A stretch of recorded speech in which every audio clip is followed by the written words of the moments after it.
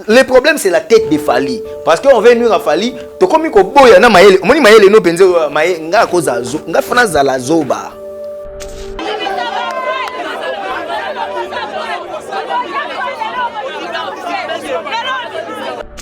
Quand les procureurs a joué bisabango, botika ba aventure, bola ki sa ba preuve. C'est ce que les gens ignorent. Et puis ici, je veux que les gens sachent que il y a la possibilité qu'il y ait un jugement avant de dire droit. Je vois mes avocats, je pense que je viens pour la cause de la vérité. Je pense que c'est ma dernière audience. Je ne viendrai plus aussi longtemps que le plaignant lui-même a peur, il ne vient pas. Et pour les détails de l'audience, référez-vous à... Il n'est pas obligé. Fali Akoya Kosala Nini, il a procuré un avocat naïe. Il a donné, il a conféré son pouvoir. Et pas bah avocat naïe déjà baza ko représenter yé bayana base balo baki article oyo yango exiger que muto ya fundi mutu il faut ya ko samba na mutu wana soki penza batanga droit oyo ngana yebité bango batanga droit o leka ngai bayana article wana ba sa ba manœuvre dilatoire oyo ezali ko empêcher ba kota na fond po ba bi question ba koti na fond question za longue belete monsieur le prévenu CI. Montrez-nous les preuves. Oh yo lobaki. Ma preuve. Tout tourne autour des preuves. Vous comprenez? Na lobi mais wapi cérémonie au snap. Ba cause snap ba pesa de konabi so fali pour pantimba disque. Cérémonie na et mon na raté. Pourquoi cause à ce qu'on bloqué sur une affaire oyo yo za ba preuve au bomba on ndako. Au bomba on. Donc tant ba ko condamner par défaut pour azoko kakokota na fond ya dossier te bako crier que fallait foutre justice mbongo pour ba condamner. Et nous pensons qu'il n'y a que le tribunal de grande instance qui peut dire le droit devant cette décision. Le basali suspicion na tribunal de paix ya Gombe. Ba mati na tribunal de grande instance ya Gombe.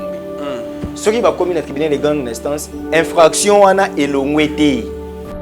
Nde bango ba oluka ke fallait ya ko samba akoya te en personne. Ce que bango parle que biso peut royate or refita on ça d'obstruction en justice procureur ko ordonner ba kanga ba ba master wana nyonso wana o ba oloba ke fala la bureau enquête ko ça à 10 ans ko ça à 15 ans enquête ni déjà bango ba sala na mboko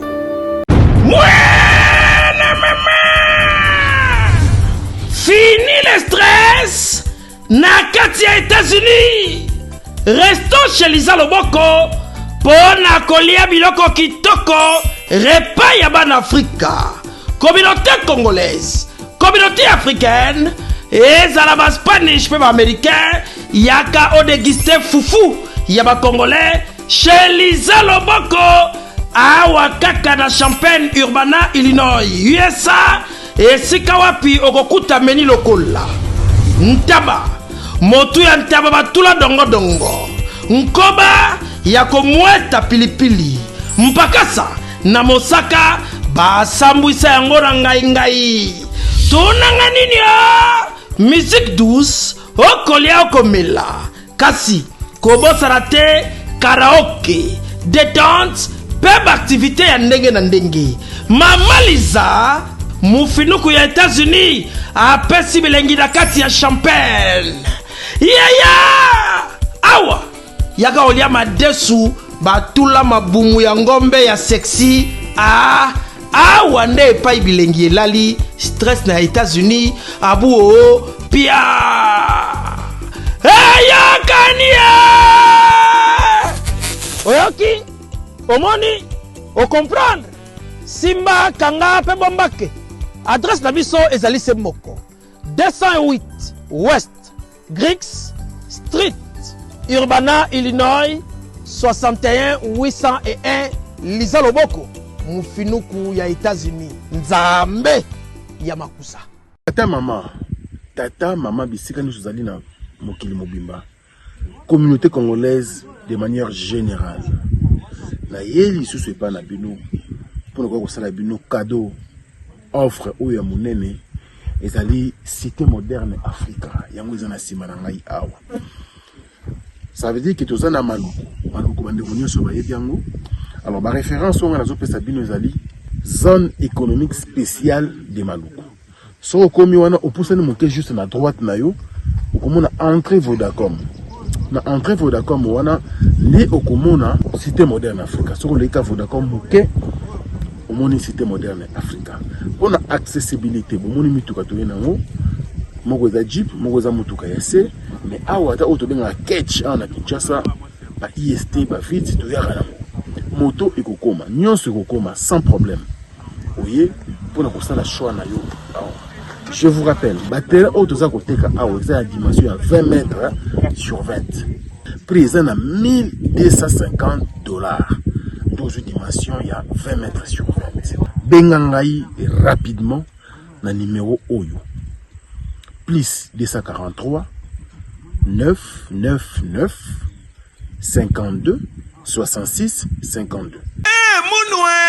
Qui a dit que Bandoule Kozonga te chez Djonga 3 azongeli base na ye na Paris oyo yesika bozalaki kolia komela pe koyoka ntule na niveau ya 2 fois te boyeba ke bilenge zongi na Paris na niveau ya kosakana te chez Djonga 3 awa chaque week-end bilenge zongi ya ndule à partir ya le 17 février 2023 ouverture officielle ya Bandoule Bokozwa chaque vendredi Suzuki Luzubu 4x4 grands chanteurs de mon pays à partir de 20h jusqu'à l'aube. Pe samedi, bokozwa CNN Alligator na baninga tout awa boko sepela joli kitoko. À partir de 20h jusqu'à l'aube. Pe dimanche sombele suka bisanga. Bokozwa Nokolias, Emile alias de Mingongo, la voix qui cloche et longo na wenge. Poussana tovanda en matinée live. Oyo ekobanda à partir de 18h tina minuit. Kasi tunanga inini. Kaka ceux qui aimaient la CDC. Mbala moko night club to boîte et fungwami à partir de minuit. Ti ba 5h avec DJ Bobo. Oyo akosepeli sabino na bandole pe na ambiance ya kitoko. Malolo. Oui frère, Babi Djonga. La Congolia. Futur. Hein? Nous te reçons la 50 boîtes. La Katakin, c'est Djonga. Chez Djonga Twanga Nantaba, Ezwami na adresse Oyo, Noisy le Sec, Nassima McDonald, numéro 25, chemin de Grou, 93 130, Ozamo Bimba. Chez Djonga Twanga Nantaba, Yangonde Zali mo boko ya ambiance, na kati ya Paris, pe na France mo Bimba. Bana King, Bana Dar es Salaam, Bana Poto, Bana Mokili Mobimba, Cité FM Moko, Afrique Info, avec Franck Semaï, Yandankala, Twende. X-Bass, Marandura. Franck Semaï. Bonjour fidèles amis téléspectateurs, bienvenue dans votre émission Agenda Cultura version Afrique Info. Merci à vous fidèles amis téléspectateurs de nous choisir pour vous informer. Merci pour la confiance et la fidélité que vous accordez à cette émission Agenda Cultura de ce mercredi 20 septembre 2023 qui est présenté par votre humble serviteur Glody Akina. Voilà, merci à mon équipe. Aujourd'hui, je suis avec Merveille Mampouya Merveille. Merci à Dino Massampo et na pensé na Franck Dissouka Stema ya Otalabiso depuis Paris. Et pourquoi pas, na bande kotou ba ndima ko pesa biso confiance ya kotalaka émission Agenda Cultura. Voilà, merci beaucoup na batutu boyo comme la biso. C'est vrai que boluka qui est bozaki na besoin to yambaye lelo. Et après 2 semaines après, dossier Otoyokaki, au Biso Totoyebi, à côté c'est un artiste, un musicien, Fali Poupa, et Naba demande Nabino, tout ça l'effort y a rejoyé. Il s'appelle Monsieur Steve Kambanga, à qui je dis bonjour et bon dimanche. Et bonjour, mercredi est là. Bonjour Glody, on comprend que yo mais dimanche dominical. Voilà. Et déjà ils ont bon dimanche tout ça. Voilà. Ça se comprend là. Et Kangama. C'est ce qui est normal. Merci de nous avoir invités. En tout cas, nous sommes très flattés de participer à cette grande émission. Voilà. Merci beaucoup, Steve. C'est vrai que Batoubaota Labiso, pour la première fois, vous allez, moi, journaliste à Mbokanabiso, vous êtes juriste, puis vous allez DG à chaîne YouTube Archidic Info. D'abord, évolution Archidic Ndegane. Archidic info ezali, Archidic info ezoke bien, nzamba wasaka ngolu, donc lelo yo po to sala ka musala ngo moni elo mona oyebisaka batu ko sala elo te po batu basali. Il y a yo ebinga moi kala, il y a 5 ans, 7 ans passé que les gens me précipitaient au ça la chaîne tout ça, j'avais dit na remena après au ça la chaîne té. Ezaki tege na rien compétent mais ezaki ka ba ambition et depuis l'année passée to metaki en place Archidic Info, donc sans coup tout ça, continue la chaîne, on comprendre que les chaînes s'est comporté bien, chaîne marché bien.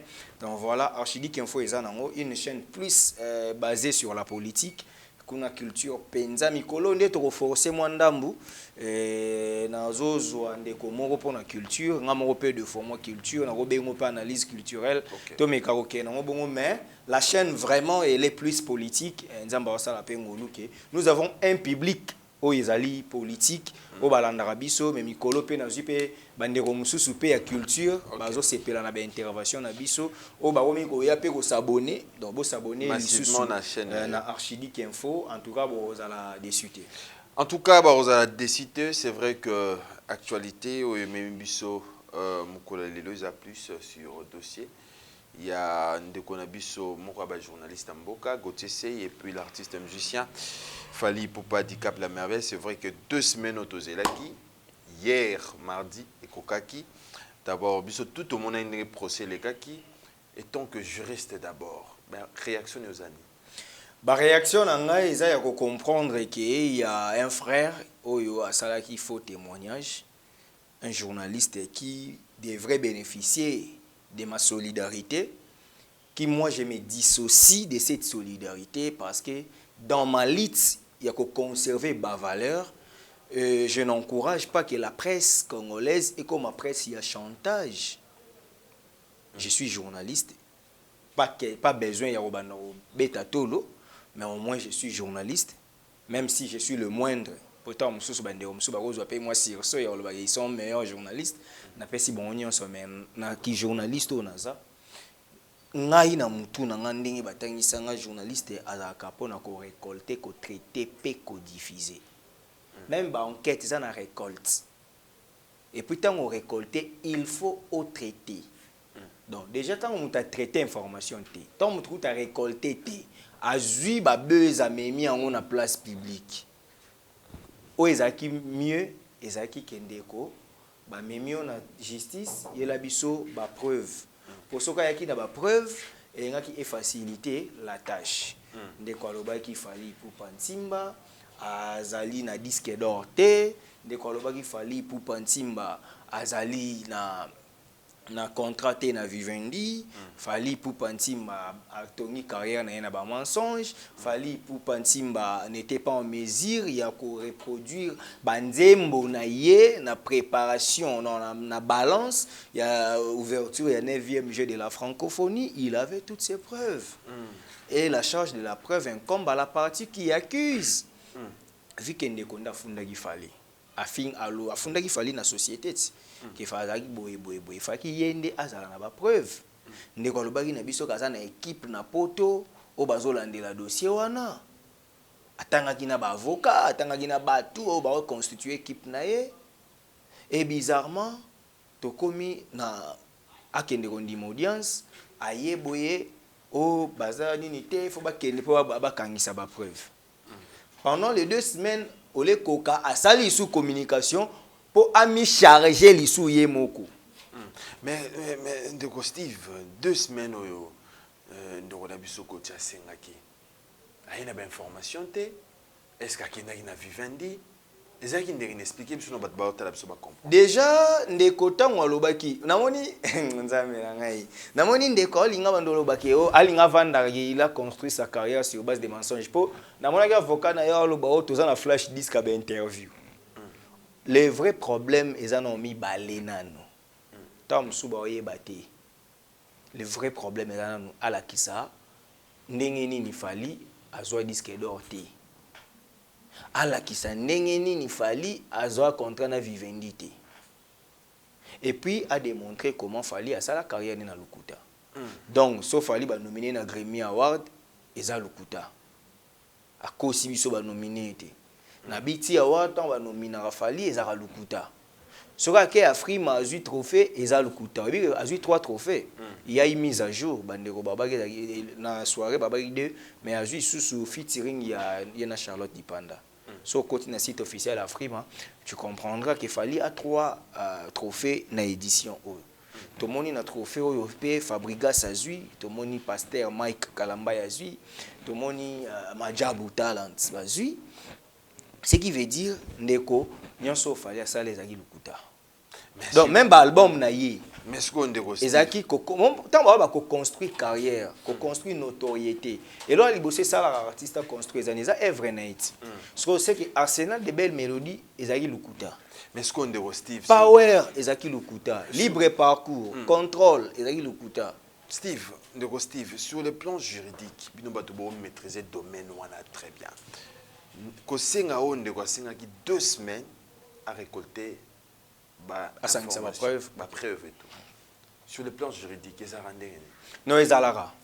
Ils ont la. Non, mutasengi, abino, laissez-moi le temps n'a rien bleu nanga parce que awa na bonga maïté.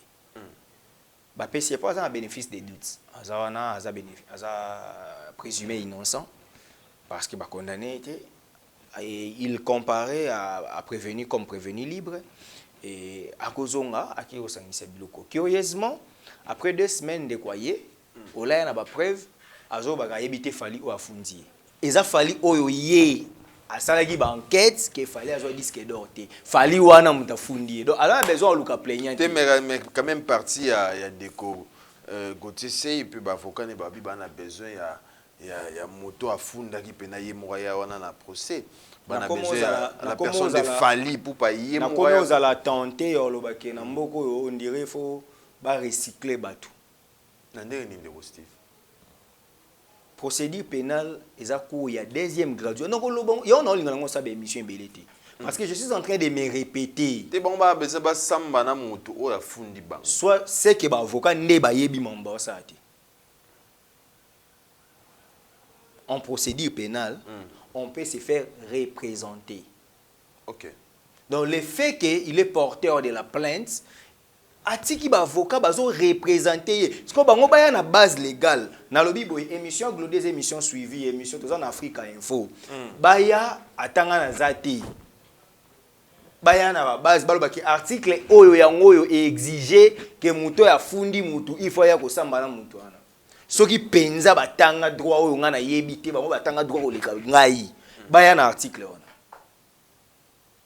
comment ba o memo ba aventure na mambo tribunal le lobini loi et lobby boy. Glody akina ofundi merveille mampuya. Pona na keka na diffamation. Merveille alobaki mama be contre yo tout ça aux ba preuve wana tant yo fundi. Yo okoki kokende ko samba yo moko na merveille. Deuxième possibilité okoki ko se faire assister par les avocats. Troisième possibilité okoki ko se faire représenter. Yo ozate ba avocat na yo bazo samba na mutu oyo azali prévenu. Vous comprendre? C'est ce que Fali a fait. Mais ce que ton il Fali il faut y asiko na marambo. Il n'est pas obligé. Fali akoya kosala nini, il a procuré ba avocat na ye, il a donné, il a conféré son pouvoir et pas ba avocat na ye déjà baza ko représenter ye. Nazolo ba na lingala émission to sango na lingala. Ba avocat ya Gauthier Sey boya kisanga article oyo elobi ke plaignant il faut azala na confrontation. Code ya famille elobini. Te o code de famille na civil ato na pénal. Te mais que to kende code de famille elobini d'abord na ba makam oyo. Te awa code de famille za makambo te kombo na code de la famille kombo ezali ko désigner une personne. Biso na Congo tozaka na 3 kombo. Na régime na biso toza na nom, toza na poste nom, toza na prénom. OK. Sikoyo ndeko wana amikangisi. Partant ya code de la famille révisé en 2015, okoya ko comprendre que tant ya bande ko loba na émission atanga ki nommément kombo ya Fali Ipupa Ntimba. Soko ozwi passeport ya artiste okomona kombo na yepe yango wana Ipupa Ntimba Fali. Ti babengaka ye Faustin, Faustin c'est son défunt père. Vous comprenez? Ce qui a lobaki que Faustin Ipupa Peut-être que papa na bango akufa. Mais lui, il a dit c'est Fally Ipupa Ntimba l'artiste. Donc namikanda ya Fally, kombo na ye Fally Ipupa Ntimba. Donc il s'agit bien de Fally Ipupa la star Oya Atakaki, c'est la même personne d'Afundi. Donc code de la famille est kangié. Vous comprendre? Comment on akina na poste non na yo na glodi. Ce qui mutalobi ke alobaki akani akolobaki akani eza yote. Maintenant on tatangi yo nommément elaki sini eza yo. Oui ou non na ba vidéo ya Gotia bande kotanga kombo ya Fally Ipupa Ntimba. Mais c'est Ntimba Ipupa c'est qui dans ces pays? Soyons sérieux. Et là que ça la bango na lobaki on a émission par confrère Msusu. Les juristes ne sèchent pas. Baza ba argumenter, bazo ça la suro ba manigance. Vous comprenez? Bazo ça ba manœuvre dilatoire. O ezali ko empêcher ba kota na fond. Pour bien que ça ba koti na fond, question za ngwe belete. Monsieur le prévenu CI, montre-nous les preuves oyo lobaki. Par faute de preuves, c'est la condamnation. Mais si quand on nous obéit à l'isolo, bah preuve to moni côté mambo bandaki. Parce que biso tout ebi ke bandaki na émission Bosolo, il y a ndeko na biso sango, mais to moni ndeko sango akei ko sala ba enquête na Vivandi. OK. Réaction ne ko ça ndenge. Non, réaction nga eza normal, na comprendre que ndeko sango asala repas Gauthier Sey. Il fait partie de l'équipe à Gauthier. Comment ça? C'est-à-dire Bosolo TV est une entité ya Netic News. C'est un département ya Netic. Nga na Archidic Info. Na une émission ya yo au sala en Afrique Info. Na lobi ke nga mambo na sala na équipe na nga na poto. O ezola kisake makambo na loba eza vrai. Tant ba mo senga nga preuve yo muto yambaki ngo ke ko saela nga enquête so laksi ko zana. Tu fais partie de mon équipe, non? Ce qu'on plaît, c'est... Nakosi. Oui. Ndeko na ngai, je cite son nom, Israël. C'est un frère, c'est un ami. Natangi kombo na ye.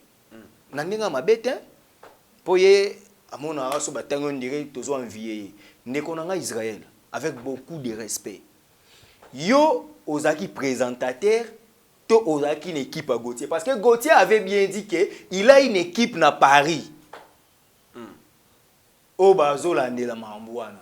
Sko yo okende kosala nini parce que yo za journal na longolo kuna patron ya chaîne. Oza journaliste ya chaîne moko boye kombo ngo Bosolo na poli. Rola ça les a bien te eza bien na sociologie mais na droit aibisa biso.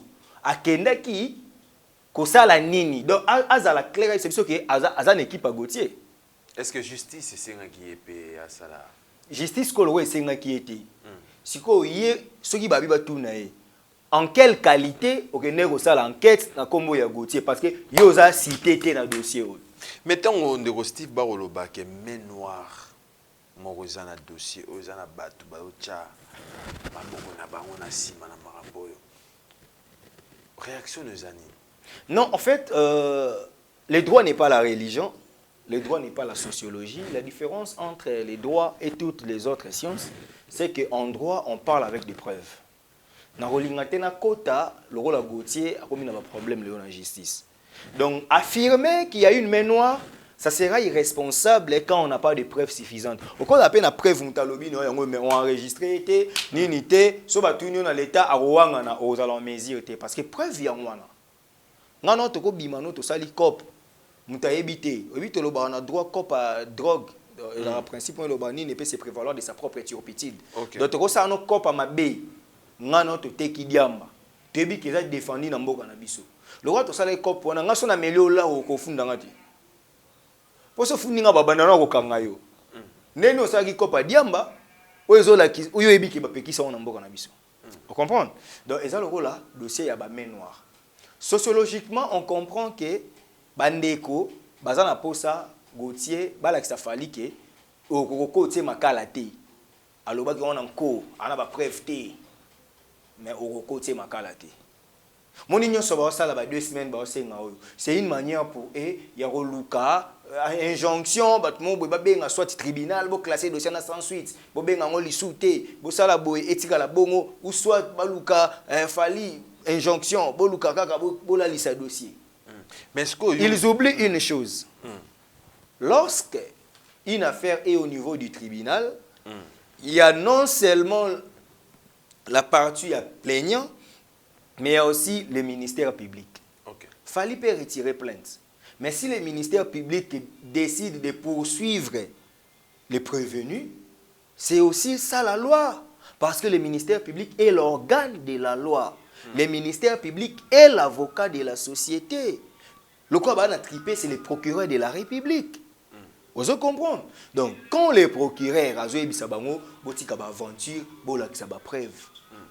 c'est ce que les gens ignorent. Et puis ici, je veux que les gens sachent que manœuvre dilatoire, il y a la possibilité qu'il y ait un jugement avant de dire droit. Ndeko Steve, ndeko moko komela ibisoa.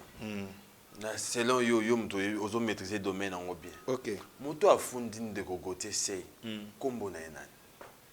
On dirait na bandeli réponse.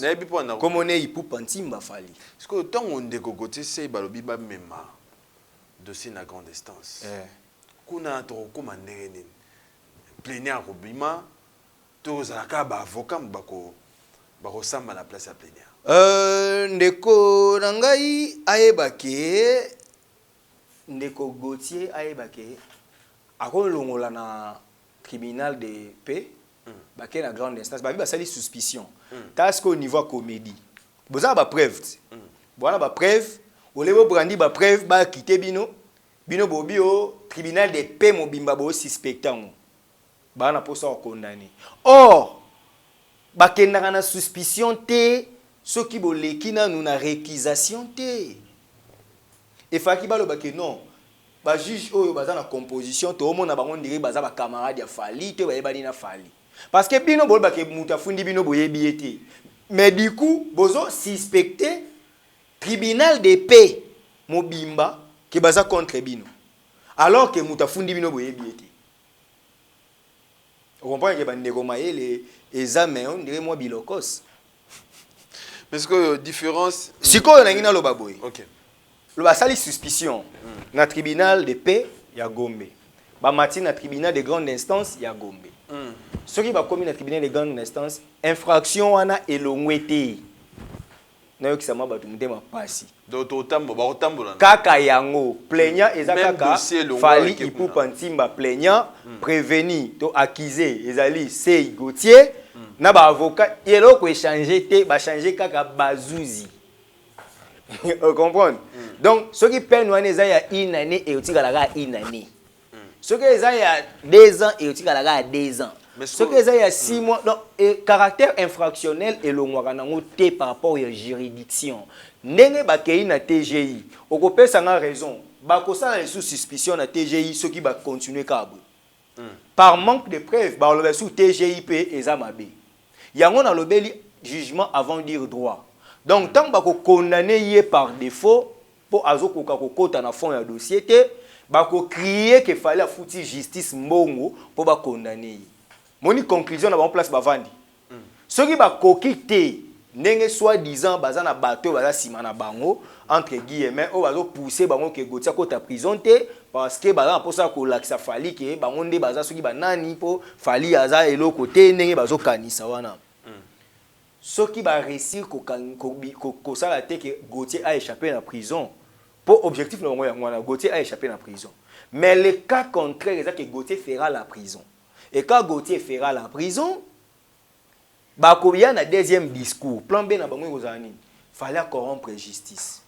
Papa, même la cassation, infraction et diffamation, ils sont définis de la même manière. Vous comprenez? Parce que ce sont les avocats qui apportent la doctrine. Mais les juges interprètent la loi strictement. Vous comprenez? Et puis, après combien de jours?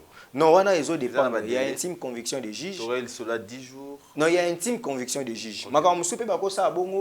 Si na fond va comprendre va passer rendez-vous dans 3 jours, 3 jours peut bakati. Après 2 semaines, 10 jours.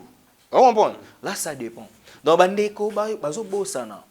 Que, nenge ba osala makambu na bango, eza nango pe mabete. Ba manœuvre dilatoire, bazo empêcher ndeko. Bakende nanu, bakende ko sala boye, bakende ko sala boye. Vous comprenez? Mais comme malika kolongola likambo na tribunal de paix. Bango ba olinga ba gagner temps. Problème est ba gagner des temps. Tant musu ba okanisa ke kuna ba négocier musu déjà na chef à juridiction a luka atinda dossier et pas juge moko boye déjà ba relier sambongo même si bolier siembongo, il va interpréter la loi. Loi lobini. Non mais loi et lobby dans article natanga article 75 non ngalinga kutanga na 74. D'après l'article 74, l'imputation dommageable ou diffamation suppose l'effet d'attribuer un fait précis de nature à porter atteinte à l'honneur ou à la considération d'une personne ou à exposer au mépris. Vous comprenez? Ce que y na 74, ce que y na 75 plutôt, na 75, oyo kasko suite. Il y a article wana soko ye oyoka suite na yango oko comprendre que bandeko na biso ba sa na ba aventure parce que place bokende juge a ko inventer eloko te comprendre juge a ko inventer eloko te a ko interpréter oyo eza loi oka yango imputation dommageable ou diffamation suppose le fait d'attribuer un fait précis de nature à porter atteinte à l'honneur ou à la considération d'une personne ou à exposer au mépris. 74. Si comme Rambo ya lobaki ezali oyo ngana tangi tote ataba memie na cour de cassation à finir na koloba ba preuve. Tout tourne autour des preuves. Vous comprenez? Ça tourne autour des preuves. Mais ndeko Steve, forme na fond. Il y a procès juridiquement les années. Non, forme eza na place bazar non ba koti na fonte. Forme eza ke bango ba luka par manque d'argument, par manque de preuves, bazo ko empêcher ba kota na fond. Fond ezali ko kota na vrai problème. OK. Mais bango siko ba linga non ba suka non libanda. Oh non, mutafundi biso toyebiete, mutafundi biso kombo na enani tant mususu alobela ki Petit Fally, ya on a tuni. Est-ce que Petit Fally a betaka na francophonie? Non, trop ça analyse. Petit Fally a betaka na francophonie. Petit Fally a disque d'or certifié. Petit Fally a zaki na mambo vivendi. Siro, pourquoi Muto ka moko o ye Gauthier o ya baneko loba na ya o a sali carrière na mensonge na seki. Et puis bizarrement, moi ça n'angana na comprendre était o la ta se terre na ye a c'est sur interview na arrogance et na royal isusuté abi il a peur de moi. Mais mutango yo yebiete, il a peur de toi. Par quelle magie? Muto yo yebite ke na fundi yo, mais mutango azobanga yo, mutango oza na flash disk. Il y avait interview il y a 10 ans, mais il y a biété. Même si on veut mentir, le mensonge aussi demande une intelligence.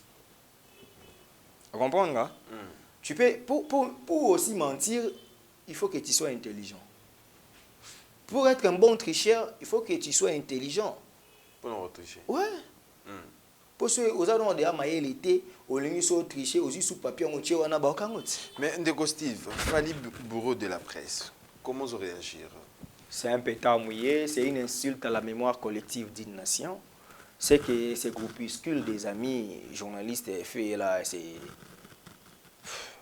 c'est du sable dans les riz, donc pas si fort. Il est devenu bourreau de la presse pour avoir traduit un journaliste qui a méchamment menti sur sa personne. Tu sais ce qu'on appelle bourreau de la presse? Fally a été bourreau de la presse depuis quand? Et puis bourreau de la presse, en gros, à ça y est, qui bourreau n'est pas nani. Et pas nani. Donc, Glody se permet sur son plateau de vilipender tout le monde sous prétexte qu'il est journaliste. Moi, je les suis. Même la loi, il y a délit de la presse, ils en ont en vigueur. Partant du principe de la loi, de l'application de la loi pénale dans les temps. cette loi-là n'est pas encore en vigueur. Et cette loi-là ne nous donne pas le luxe de vilipender les gens, de commettre des infractions méchamment. Donc, les gens veulent nous dire que être journaliste, c'est mentir sur des personnes sous prétexte qu'on ne peut pas arrêter un journaliste, et c'est ça. Mais surtout, un journaliste, tu s'arrêter sur Bamakamba, tout est vivre. On n'a pas des millions, mais on n'a pas aussi faim. Glo, aujourd'hui, tu es connu dans Ndambo Bato Bayebio sans insulter. Est-ce que, Ola la Ranzala, aux millionnaires, Bango Bato Bafi Ngarabatouana, des grands journalistes, Nino Bazana Moya Malonga, qui parmi eux a vivra vie luxueuse, oyo qui tombe sous ce commenté. Biso nyon soir so za na car zaka ba car mo boy somme sou ya cher ma casse ko za 50 000. To so ba taxi, ba express, to futel rabandaku, mo moko ko beta mo banko na mo na to ngi mo ndaku. Donc riche na biso nyon so journaliste ni na ko yebe za riche. Est-ce que pour ça on sala bien? Il faut finir. Même si au commis na mbongo tout cool, tout passe. Soko kufi. Peu importe bambongo zagi na mo. Cercueil ino ozalaka mesure nzoto no. Libulu no ozalaka nzoto no. Ba ozwate chambre no ba keno isoma ba kunam na chambre ne po ya luxe. Et là ba ninga ba comprendre. Quand on dit bourreau, biso, enquête, boy. Ils ont déjà fait quelle enquête dans ces pays où il aboutissait à solo? Ba master wana nyonso wana o ba olo ba fala la bourreau, enquête ko ça à 10 ans, ko ça à 15 ans. Enquête ni déjà bango ba sala na mboko. Mamba est terminé ba benga Alain Foka, Camerounais. Ah ouais, investigation ni ba sala. Ah papa. Ndeko Steve à un moment hein, apprenons à être humble. Ba ndeko nde bazana nde ba benga fali bureau de la presse. Ba pesa ka ba ultimatum. Na ebisaki ba monde bozana bosa énergie boana ngote. Faites par jour chacun de vous à ça là 112 émissions. Ce que boya soki 6 sur 8 wana na majoré beaucoup mais à 10. Donc par jour bo bimisela biso ma plus de 1000 émissions. Bo finga ka fali. Bo commettre des infractions. Arola la pas la munki bo bibo ando kanga su moko par rapport à infraction. Est-ce que mais oui, mais quand même, la logique maintenant est qu'un journaliste, c'est un leader de la société. Un journaliste, c'est l'œil de la société, c'est l'oreille de la société. Il doit éviter dans sa bouche de proférer des antivaleurs. Si un journaliste doit commettre... Si 20 journalistes vont commettre une infraction, est-ce que parce que 20 journalistes? Tu comprends là où je suis? L'infraction reste l'infraction. En droit pénal, on a défini. Il y a la loi pénale qui est là pour régir la société. Il y a l'infraction qui est le délit de la loi pénale. Il y a les délinquants, celui qui a commis l'infraction. Et puis il y a la sanction pour celui qui a commis l'infraction. Professeur Nyabirungu, Akoma Mambo.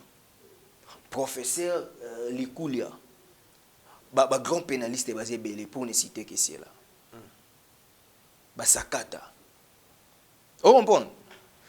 Les gens doivent savoir que ceux qui vous a 50 et que vous avez des infractions distinctes, quand vous avez 50, vous samba vous tourne. Vous comprenez?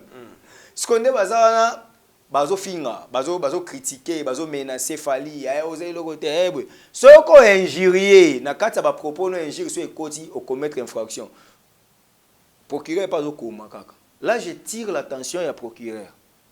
Ata la émission ba master wana, a déceler ka ba infraction. On voit. Mais sur le plan déceler ka ba infraction. Sur le plan juridique, yo moto yebi ozo maîtriser domaine très bien.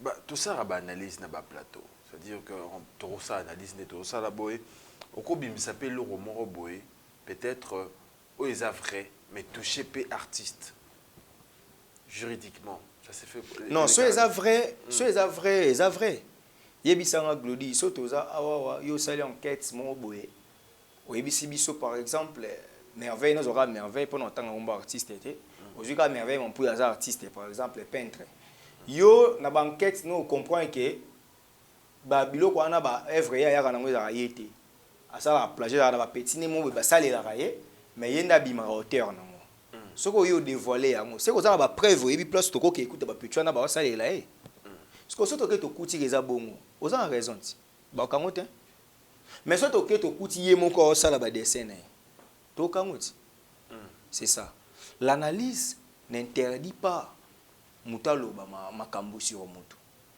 Vous comprenez? Moi je peux dénoncer ici dans le bien en tout cas des aboués penza les aboués. Mais il faut les la fonder non? Parce que ceux qui les a fondés et comme diffamation. Tu comprends? Lorsqu'on diffame, on commet l'infraction. Donc dans l'analyse tournons nos langues. Tu vois, aux 5e émission non ça sur cette affaire. Pourquoi nous avons combattu na insulte? Pourquoi nous avons combattu na ba diffamation? Pourquoi nous avons causé la batuma kambuti? Mais ceux qui bon c'est ben émission tout et les cara bandeko basara ba analyse faut pas kanga bato nyonso. Mais oui. Parce que Kofi nga na ba analyse. Voilà. C'est faut apporter plainte na bato tout. OK. Si qu'on a lo baboué. Kaka fali pour pati. Tous les artistes mutaleki atangi yo nommément. To atangi yo na sobriquet. Okofuna mpo na sobriquet na yo. Vous comprenez? Ils appellent la peine. On a biboye. Ceux qui sont en Congo, tu as Steve Kambanga ben en archidique. Ok. Ceux qui ont attaqué archidique, on a d'ailleurs coup, on a tangane à Ramael était. Ah, bon, ça va, on a relevé des cotes, nana. Yo paye na yo la qui s'en en quoi je n'étais pas intelligent. Bon, ça va. Naza batu. Boke bo mener ba enquête na université, ba place na tanga ba ye, ba yebisi bino que non, c'était un étudiant brillant. Ba kamoto. Tu comprends? Donc, ici, je décourage tout le monde. Si vous passez dans les médias, n'insultez pas, critiquez. On nous a fait croire que Fali ne sait pas chanter, non? Ça, c'est pourquoi j'explique la communication subliminale. La communication subliminale consiste à percer, à aller jusqu'à la conscience de l'humain. Donc, on a le concept, il faut que tu aies na makanisi, na conscience, etika la bongo, kezala bongo. Mais c'est fidèle à Koufa. Yo mona mais c'est fidèle à moi. Oyeba kota Koufé là, oyebi tombone. Mais si les lobbies sont sur ba kinois tu as un concept mais c'est fidèle à Koufa. Vous comprenez? Communication subliminale. On nous a fait croire ici dans ces pays qu'il fallait c'est un faux chanteur. Les lobbies sont au ça débat. Même na ba fan Fali ba comme moi réticent. Alors que gravité il fallait c'est un grand chanteur. Pour déjà et quand tu vas tout ba détracteur na bazui plus d'une décennie il y aurait ça ba tout il fallait c'est un faux chanteur et quand il y a un esprit dans chaque communication, il y a un esprit. On comprend? Parce que déjà pour inculquer ba tout il fallait c'est un orgueil. Ah ouais, Glo, la qui s'en vidéo mon fallait finir ba tout. Depuis qu'il est fallu penza ya leader. Tu vois? Mutabi misangote oyo ka mutolobani atinda ka batu. O monde raisonner comment la cité. Ah, tangu ba ken ba le kaka. O monde ba omoloba. Tangu ba baloba ka boye seke za ka fali pour pe ki sara bango. Ya on a biso seke bakangisa batu dios. Ngana za d'accord. Ngana tangu ba ken ba le kaka. Te na biboye so tuni batu ke fali asi afinga musicien nini na TV. Par manque de réponse, aroye biso ke ezana bato a fali ba finga ka bato. Est-ce que bato a fali eza fali? Mais bino bobi ke il est orgueilleux a manka Kofi, a manka Wera, a manka JB, mais aux émissions te o fali a manka bango. Na chesko mutu nyonso na défi, bolukela ma vidéo. Oh, depuis 2006. Si 2023 émission o fali vraiment ba ke quadra na rien. Hein? Tu es bien d'accord. A manqué Wera, a manqué JB. Ce qu'on va looker dans la vidéo. Non, mais quand je parle de la communication subliminale, c'est-à-dire, Babo Sani qu'il fallait c'est un chanteur de charme.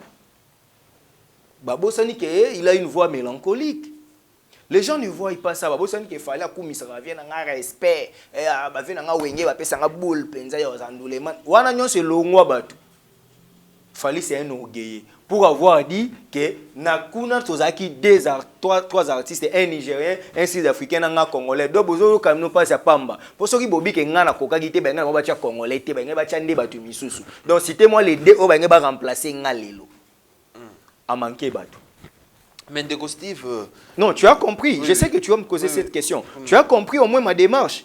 C'est-à-dire, on a longuement terni l'image de l'artiste Fally Ipupa. On a longuement terni son image jusqu'à ce que Batu Bachana Moutouma que Fally c'est un orgueil. A Fongola GT. Fally ne sait pas chanter. Vous comprenez? Si Koyo, Babimisa Biso on dirait Koyemba bien, il faut dans la voix féminine. Il y a un rôle où je me suis tola tola muki ba Biso que j'ai des tas faux chanter. Pour en avoir basité. Vous comprenez? Je me suis tola tola muki ba Biso Bogis Bompema, to Richard Mukenga, asa faux chanteur. Modogwa Barambo faux chanteur. Vous comprenez? Pour nini? Pour ne koyembe koma ya koyemba ya likolo. Non mais l'exercice musical, la voix, il y a un élément, il y a musique, mais ce n'est pas la voix qui fait la musique. Biso tangano ba musique na ba deuxième séance. Tant ba musique. Est-ce que va avoir voix? Porter... Toute musique n'est pas vocale. Mais voilà, Ndeko Steve, vraiment te repoussa, presque une souka émission. Mais quand même, le rôle, il y a Snap et Zanini. Non, Snap est un syndicat. Ok. Oyoyo est certifié à disque, en fait. Ils ont un territoire français. Snap ne concerne pas tout le monde. Snap concerne Batoyo. Bazo teka ou baza affilié na la structure parce que les lots la structure est internationale, c'est ça la force. Il y a pouvoir, on comprend. Biso na Congo to na structure crédible en matière il y a droit d'auteur et droit voisin ba soneka oyebi ba sokoda ba problème de tout ça nango. Aujourd'hui les États-Unis baza nango, na France baza nango. Ba artiste ebelé il y a Congo, baza ba affilié na ba structure ya France, il y a ba Europe wana. Ba Sassem, ba Sabam, ba nini. Na ba Snap. Ce que ba koka côté kate na territoire français ba remplir ba conditions au fallait remplir pour ba disque d'or. Et mené à l'a dit plus de 20 ans avant que cela se produise. Son plus grand rêve, c'est d'obtenir un disque d'or certifié par les Snap. En ce moment, Fally était artiste et musicien des quartiers latins. Et Méné n'était pas prophète pour savoir que en 2022, il fallait avoir un disque d'or. Vous comprenez? Mais à expliquer, comment un disque d'or, on a un faux, il y a un producteur. Mais les lots, non, à mon athée. Cérémonie, il y a Snap. Pour les rater. Ok. Donc, il y a une cérémonie. On a conseil. On n'apprend pas dans l'orgueil. On apprend humblement. Il peut t'appeler poliment. Glo. Est-ce que ce n'est pas passé à la cérémonie pour remettre le disque d'or?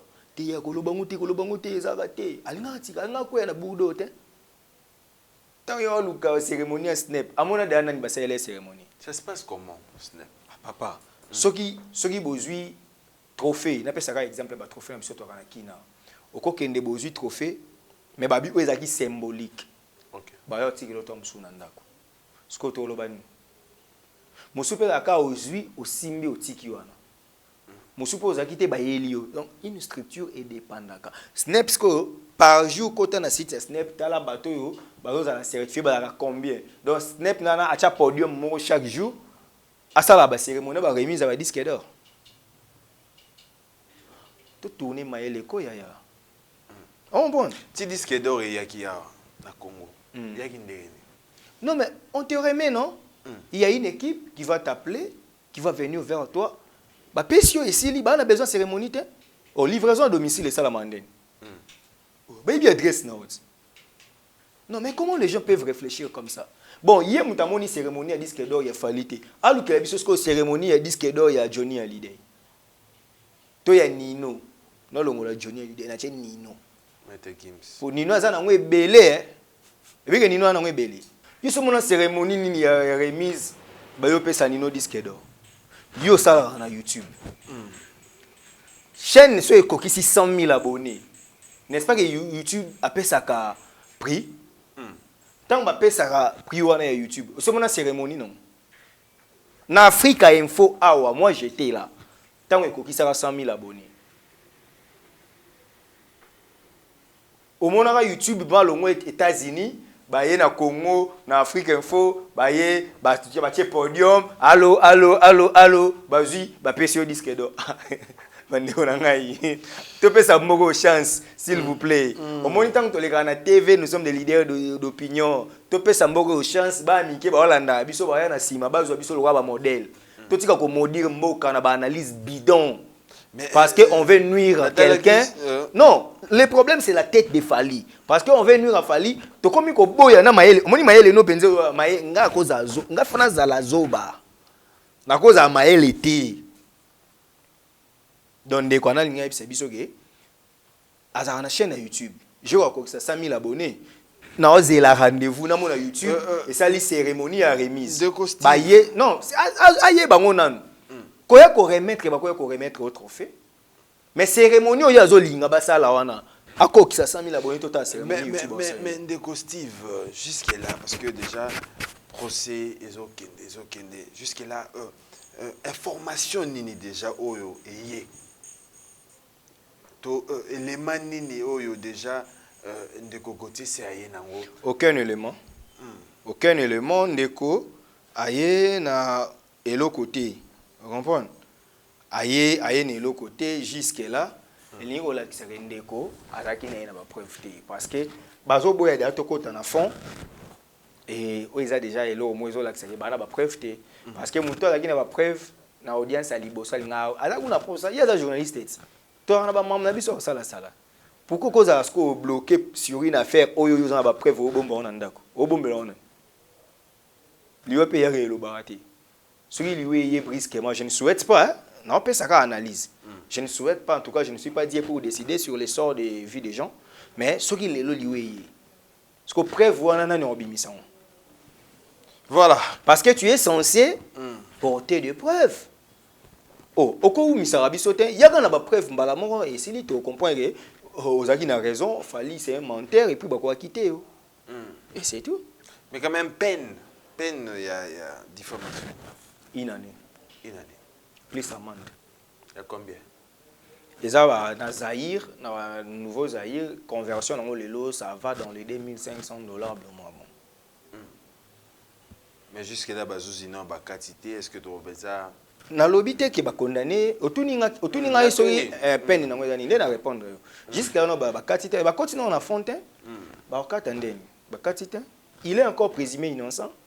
Est-ce que tu as un dossier Ndeko Gauthier au Sambara na ba avocat? Il a fallu to fallait au monde. Fallait au yate.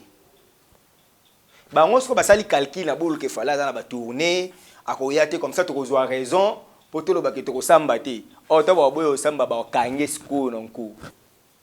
Ah, le bini makambo ndesiko côté zo tchaba de na trouble. Mais c'est ça. Il y a kanisa ba on se ba avocat ne ba ko ça. Et moni des fois ba on ba bouler ka ba gagner temps mais ba bo ça na conséquence mon droit. So yebi principe yeba pas exception. Comprendre? Nde bango ba luka ke fallait ya ko samba akoyate en personne. Parce que bango ba loba ke biso pe to koyate. Or refita mo ça d'obstruction en justice. Procureur ko ordonner ba kanga bango. Ba kanga client na bango. Parce que Aoloba Kefali est bel et bien représenté par ses avocats. Déjà dossier Salam, déjà procès Salama que Moto a fondé.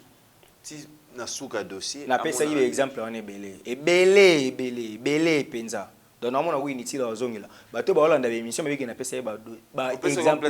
Et awaka en Afrique info na pesa exemple on est belé. Na pesa penza et belé. Mais na plateau te. Eza penza belé. Na pesa ba exemple et belé. Chiba la premier ministre bafundi IDPS Tarsis Loseke mutake kofunda Chibala yakate ti procès wana sila na UDPS président national ya parti zaki président de la République Fachi yo mona Fachi na procès ni Chibala ni Fachi mutayate côté Jean-Marc Kabound na délégation ba prof Chilumbu ba nani côté yo ba Tarsis Loseke. Est-ce que mon IDPS va exiger présence à Bruno Tshibala? Excellence Mama Wiva ba Sambana Veka mamba ba contentieux électoral en 2011. Au moins excellence Wivin mo le kana procès. Bakenda tana ba parquet, bakenda ba tribunaux ba comprendre makambo. Eza ba notion ya ba GNGD. Moni ba droit ba causer tribunaux, eza bilo ba graduat. Na licence c'est comme ba spécialité, comme on ba droit fiscal, comme on ba net ba biso boye ozoya mususu ba droit international privé, comme on ba bilo mususu. Ozoya bilo côté, bilo eza bilo ba graduat. Ils sont censés maîtriser ça. Dans le cas là-bas, ça en encore, soit ba yebité, soit ba yebi, mais ça en encore, soit ça en encore, ba lu qu'il des clients dans la prison. On comprend la place baza, soit ba yebité. Parce que ceux qui ba yebité, il faut ba yeba qui ba tchad ne kona danger. Ceux qui ba yebi qui ba linga ba ça la bongo la conséquence est que ba reçoit jugement avant de dire droit. Voilà, merci beaucoup Steve Kambanga, merci vraiment. C'est vrai que dormi presque dans souka émission Nabiso. Tous la 2 semaines encore. On a makambo komi na tribunal de grande instance. Tribunal de grande instance. Tous la kuna comment makambo ekoleka na habité pour tous ça na yo. Okolo banini par rapport à sujet lelo. Par rapport à sujet lelo bandeko, je sais que dans ma nature dans l'ingara penza qu'on s'est répété trop tôt, mais je réponds quand même aux confrères. Certains pensent qu'ils ont évité des missions pour Sogindengenini. Mais je vois que je commence à me répéter. Donc, consommer des émissions aussi sur ces sujets. Donc, je suspends ma bête. Parce que si j'ai donc, autant mieux limiter cette communication dans les émissions où on a tourné les lots. Donc, pour éviter je peux être reçu pour autre chose. Mais pour cette affaire, à niveau je dois arrêter ma communication dans les émissions où on a tourné les lots. Donc, pour moi, une manière, il y a tika, comprendre. À force de me répéter, ça devient moins intéressant. Souci dans les arts, ça va valeur dans mboka. Il faut que mboka na biso bien. Vendons les Congo positivement. Totika kolakisa batuke na Congo za mboka bazoba, mboka maboma, mboka mo bat ba boya ko réfléchir nanko, mboka mo bat ba ça l'effort baza maelete. Alors que to ke ba université to aussi ça to beta batolo ya ba titre to za nango alors que to ça ngote koza maele za na diplôme te. Koza maele za koza capable ya ko bimisa makambo tangelaki. OK. Comprendre? Muto akendaki kotanga multimédia, ayebi ko filmer, ayebi ko ça, so ayebi ta aventurier. OK, ista obimi oyebi ça la prise té, oyebi ça nini té aux aventuriers. On comprend? Donc, au science de l'information et de la communication, faut yeba ko collecter, ko traiter, ko diffuser information, faut yeba question de référence, faut yeba enquête, faut yeba récit, faut yeba blog wana nyonso. Donc, intelligence ezali prétention té. Intelligence ezali capacité intellectuelle sur un domaine. Donc, il faut relaxer que to yebi o to yebi. Donc, dans un monopole, il y a des mais au moins, je sais que je m'accroche. Nabilo Konazo maîtriser moins bien. Et surtout côté vérité. Voilà, merci beaucoup Steve. C'était là Steve Kambanga, journaliste, juriste. Et puis, DG à chaîne Archidic Info. On a habité pour Nabatu Batalio, quelques salutations. Et Poto Kabouanayo. Ah, ok. Mikolo, on a profité fort de la culture, de la politique, je salue comme ça Odette Lessa à la Mégane depuis Suisse-Irlande. Odette Lessa, tu as mes salutations. Donc un grand merci comme ça à Mémé Sifa depuis Canada. Je dis un grand merci à Ia José Moulumba, les Bogards de Birmingham.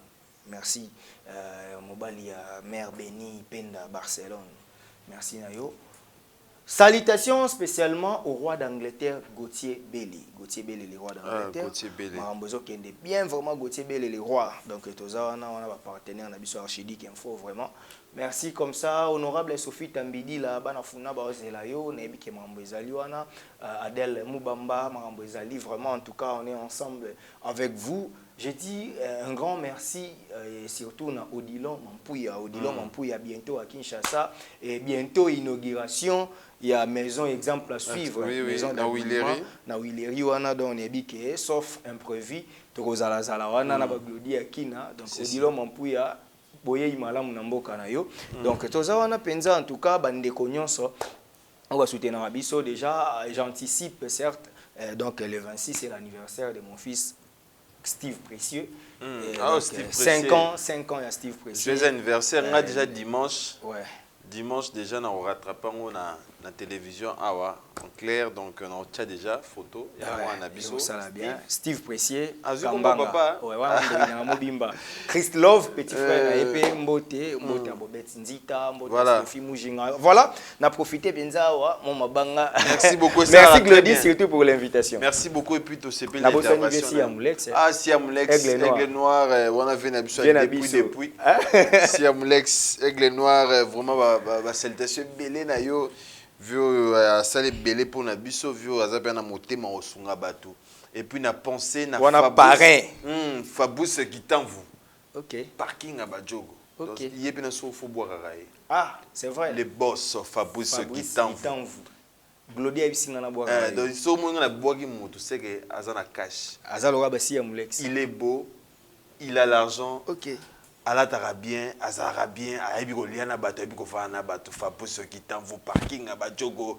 na pensé na Tracy Eleza et mon ami et na bosanité Odilon Mampouya exemple à suivre merci il y a pas d'Adijos d'Angola pas d'Adijos et na pensé na Bruno Lubika mbongo ya propre Bruno Lubika mbongo propre na bosanité l'honorable Alain Boyka autorité morale et merveille Mampouya de tous les jours, de tous les temps, c'est-à-dire caméraman à Bogar, à Balox, il y a Swag, c'est-à-dire si vous avez un plateau, vous avez passé merveilleusement pour y a na Bosanité, Dino Massampou, et na pensé, na mon ami Christian Ndombele Christian, et na Bosanité, Kerticia Kafouti, en Afrique du Sud, à la Bisso, précis, Amazon, na Paris et bandeko tout bolinganga biso bokomelanga numéro nanga wana bokomela biso et ko ça très très bien et na pesi bino rendez-vous pour na dimanche déjà na bosani mutumo wo permettre nga Junior Amadja aux États-Unis. OK. Junior Amadja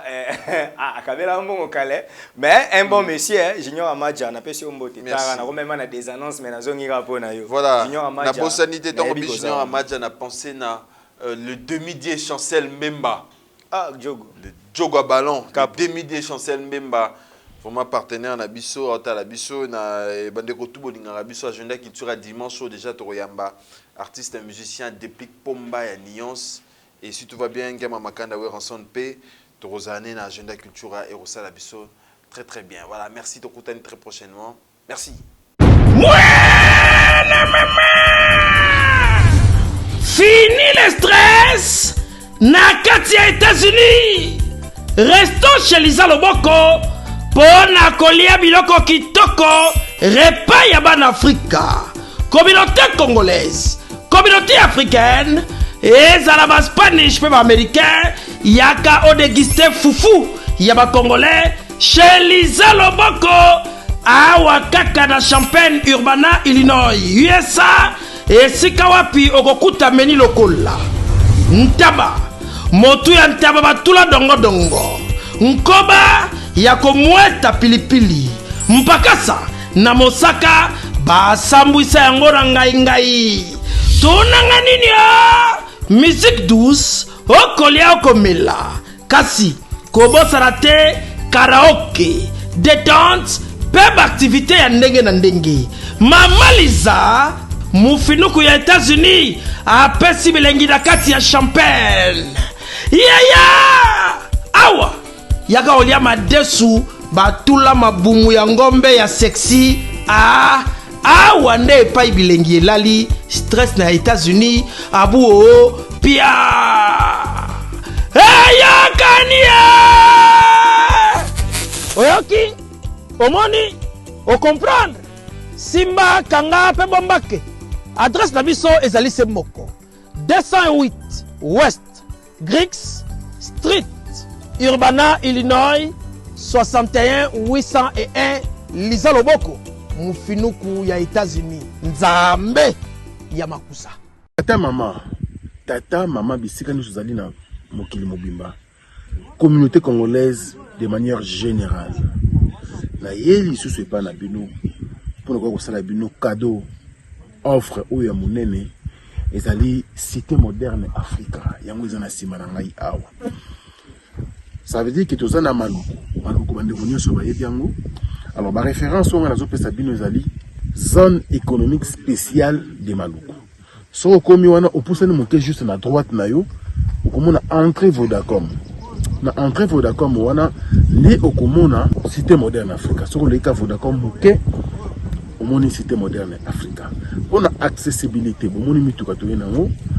Moko za Jeep, moko za mutuka ya se, mais awa ta auto benga catch na Kinshasa ba IST ba vite to ya kana. Moto ekokoma, nyonso ekokoma sans problème. Oye, pour na kosala choix na yo. Je vous rappelle, batela auto za koteka awa za dimension à 20 mètres sur 20. Prix à $1250. Dans une dimension il y a 20 mètres sur 20. Bengangai rapidement na numéro Oyo.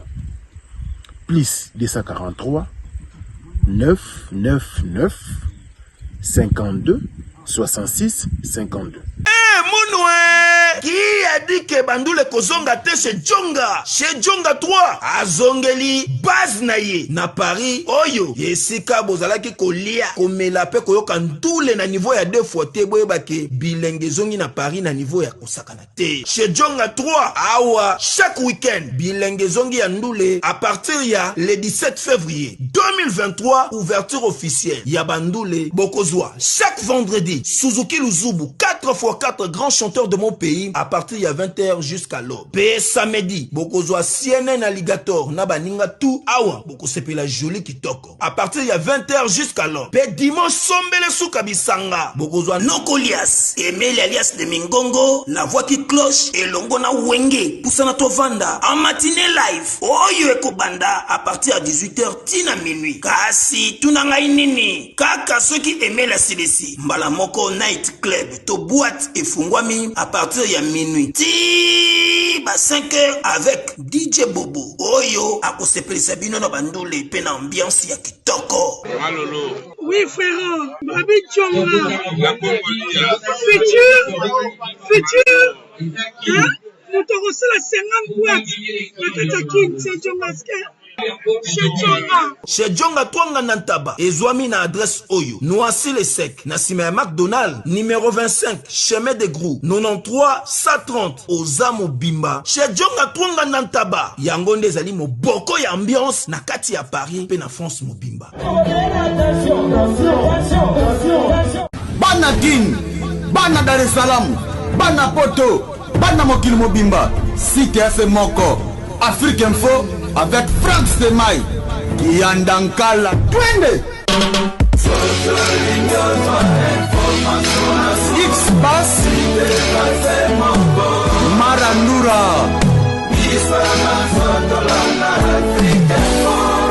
Franck Stemai.